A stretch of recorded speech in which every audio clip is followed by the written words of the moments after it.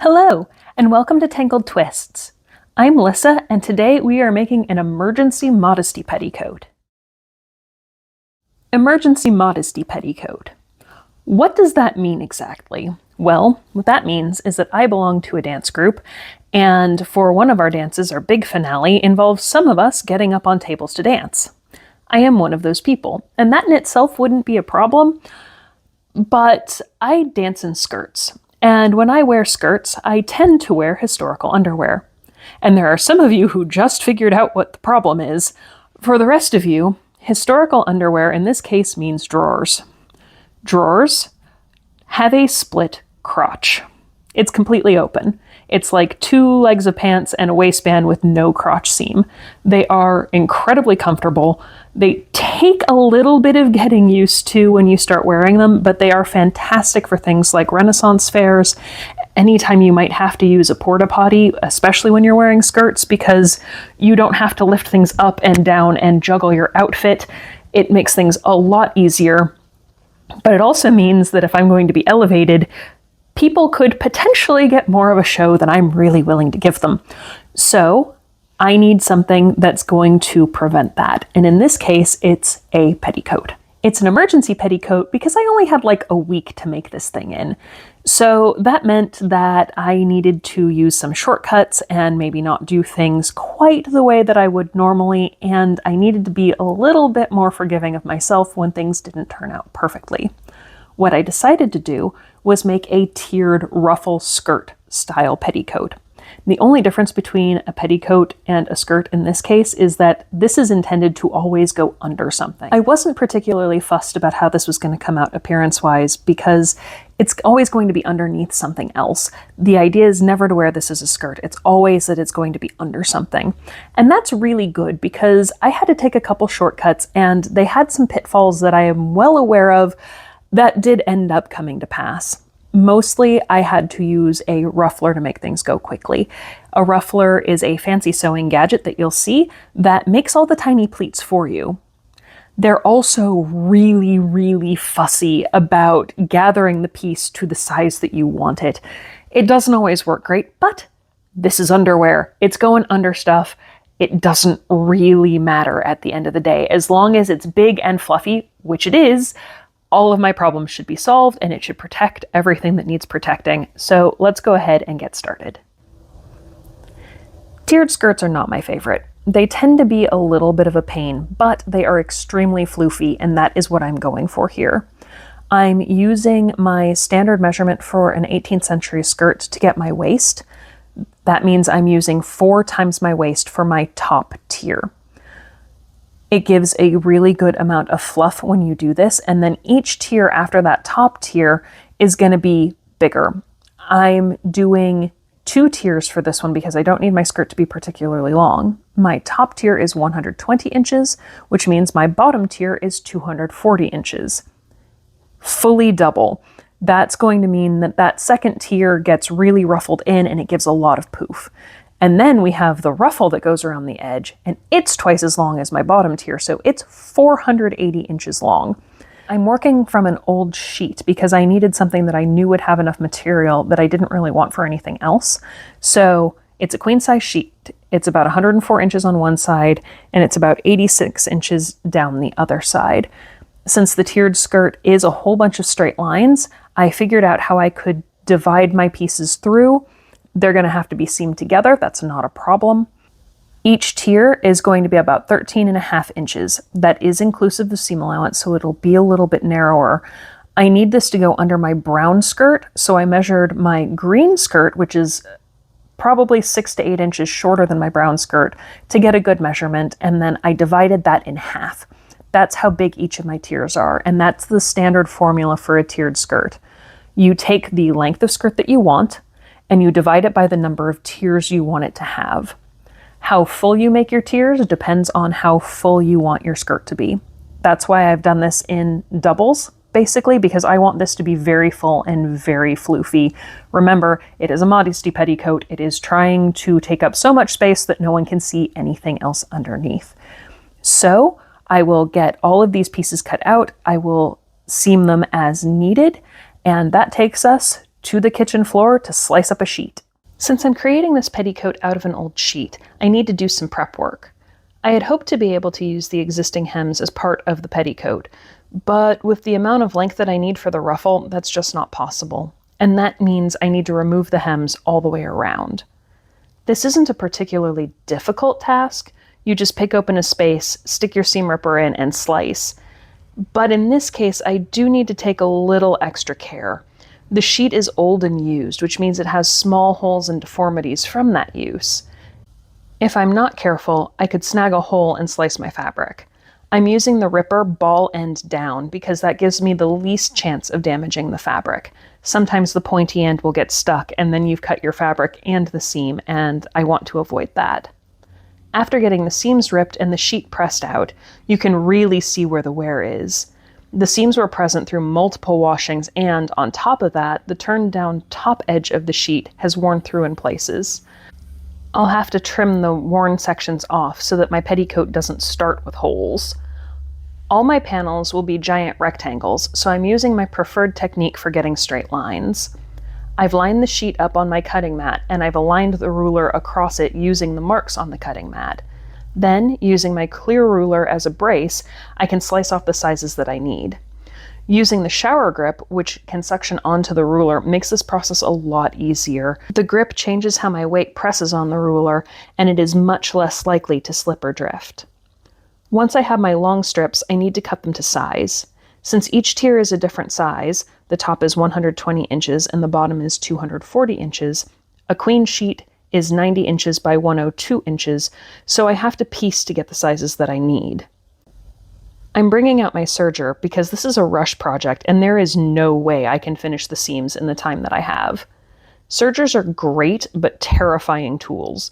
They go much faster than the average sewing machine, and there's a blade that's used to cut the fabric at the stitch line. If I don't want to lose fabric width, I have to be very careful not to get too close to that blade. I also have to watch that my fabric never folds up on itself. Unlike a sewing machine, if there's a pucker in the wrong place on a serger, the fabric could get cut in the process, and that would leave me with holes and gaps and make the piece unusable. But if I use this, I will have a lovely, easy finish at the end. After the tiers and ruffle are pieced, each resulting piece is serged on all four sides. It took just over an hour to do the ruffle and both tier panels, but altogether it was more than 35 yards of seam finishing. That would have taken me days had I done it by hand. The only piece I need to do more work on is the ruffle. It needs a hem, all 480 inches of it. Since it was too much to do by hand, I'm pressing it to prepare it to be machine sewn. Normally, I would fold over once and press down along the whole length before doing the second turn to enclose the hem raw edge. But since this piece is so long, I'm doing the second fold right away. I'm not sure if it's actually faster, but it definitely felt like it was. Then it's over to the machine to stitch the hem down. Technically, I should be doing this with the folded hem edge facing down so that if the bobbin thread goes weird, it doesn't mess things up. That would require my hem to be a lot more even than it actually is to make sure that it's stitched down the full length. Again, I'm doing this very quickly, so the hem is a little bit wobbly. So I'm doing it folded edge up to make sure it gets fully closed on the first pass. I'm also not using matching thread. I'm using thread that I had a full bobbin for and that could use being used up. The idea is this petticoat won't be worn to be the center of attention, so I'm using what I have a lot of that's easy to access. There's a lot of sewing to do, so I'd rather use up a thread that I use less frequently. That way it's okay if I use it up. It's time to meet the magical tool that is my ruffler. I've never used a ruffler before, but I have used a similar foot on my other machine. The idea is that every set number of stitches, the blade engages and makes a little pleat. It is much faster than basting along the entire 480 inches of ruffle and trying to pull that up evenly to 240 inches. I need this ruffle to be reduced to half the size I started with, so I'm running tests on some scraps to see what settings I need to use to get that. It's also possible to stitch the ruffle to other fabric as the ruffle is being made. The aim here is to really speed things up by doing two things at once. It is really neat to watch, but this is where we meet one of the big drawbacks of this kind of foot. So this is the main problem that you can run into when you're using something like a ruffler. It's supposed to be gathering twice this onto this. So this is twice the length of this, and it's supposed to gather it up all nice and reduce it by half. I'm at the end of this panel. I still have that much ruffle left. Now, this is why I start with ruffle, because it doesn't matter quite so much if this isn't as roughly as it was going to be. But this piece is a skirt panel, so I'm going to have to cut this off and do some tests to make sure that what I'm doing is actually gathering half down, because on the next panel, it counts.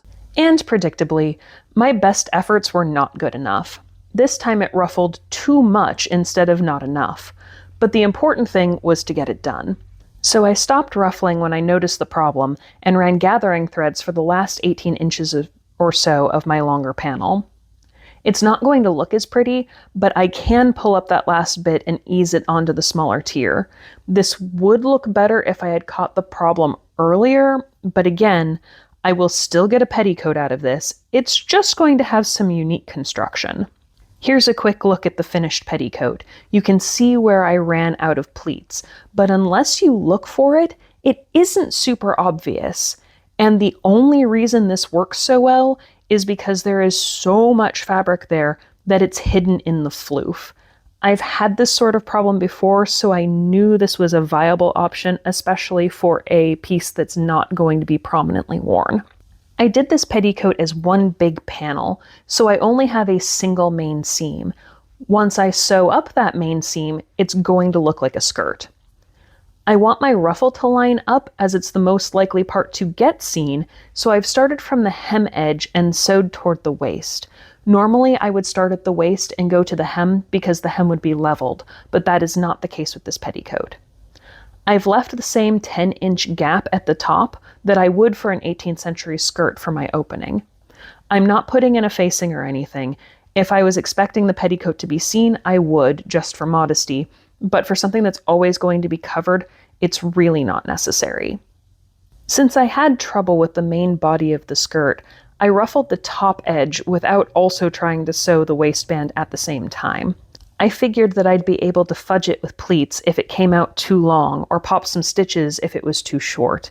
Either way, it would guarantee the waistband would fit the first time. It did actually work out. I set the ruffles to the tightest they could be, and it brought the top 120-inch tier down to about 30 inches, or 1/4 of its previous length. That's exactly what I needed, so I was able to sew the waistband on it with no changes. I did my standard stitch on one side, fold over, stitch the other side waistband construction, except in the interest of time, this time I used stitch in the ditch. I really only ever stitch in the ditch when I'm in a hurry. I didn't have the time or energy to do the second seam by hand, and while I could have sewn it with the folded edge facing up, that always makes a huge mess. I'd rather have the frustration of missing a bit and having to go back to tack down a small section on the underside than the messy, wobbly line that would have resulted from sewing it from the other side. The final step is putting a closure on it. I did a quick try on to get an idea of where the hook and bar needed to go. It did need just a touch of adjustment for fit, but it's more important that the petticoat stay on than look nice at the top edge where it's definitely never going to be seen. I am really annoyed that I needed to rush this, because I think if I had been able to give myself a little bit more time, this would have turned into something that I could wear on its own, because it is heckin' cute all by itself. I love the way tiered skirts look. I just absolutely hate making them. I always end up having trouble on the gathering or pleating step, and it gets very frustrating, so I don't make these terribly often. But I do really like how this one came out. It's very cute, it's very fluffy, and the difference between wearing a skirt with this petticoat and without the petticoat, it's not a huge difference, but it's absolutely there. And the most important part is the modesty factor. So here are some of my drawers. You can see it's got that split crotch. That's the problem area, but when you put all of this fluffy petticoat around it, Suddenly, that gets a lot harder to see, which is just absolutely amazing. By the time you add another skirt over that, and I could wear this potentially with multiple skirts, maybe some extra aprons. I'll usually have a chemise on as well, so there are a couple extra added layers.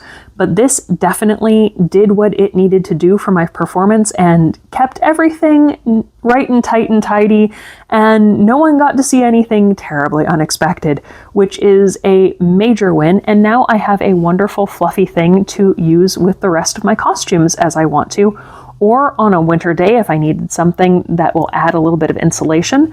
This petticoat's going to be great. Anyway, thanks for sticking around, and I will see you next time.